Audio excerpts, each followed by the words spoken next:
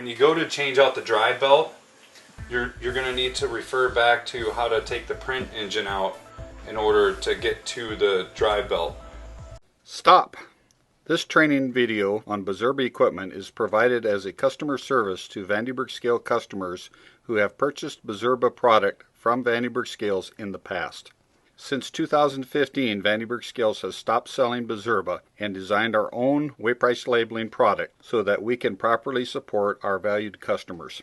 The Vande scales weight price labeling product is specifically designed to endure the rigors of the processing plant environment, being extremely robust.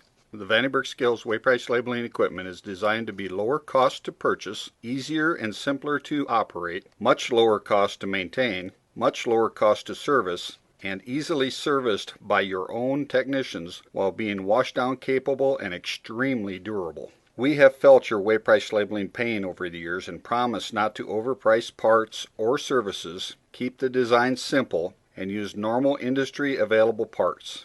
Vande Scales still has a large inventory of Bizerba parts that we will eagerly offer substantial discounts to you on. If you have not explored the Vande Scales weight price labeling equipment, you owe it to yourself to have a look. We are confident that once you understand the advantages, you will purchase Vande scales weight price labeling product. Once you get that assembly taken out, then you can start working on taking this little motor off with these 4 screws right here.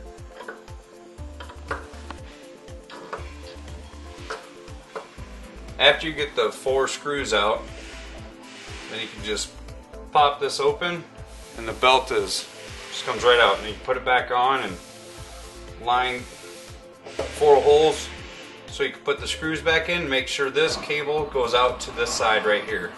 Make sure this lines up with this little gear down here.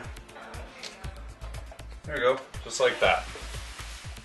After you get the drive belt in and the print engine back in, then you need to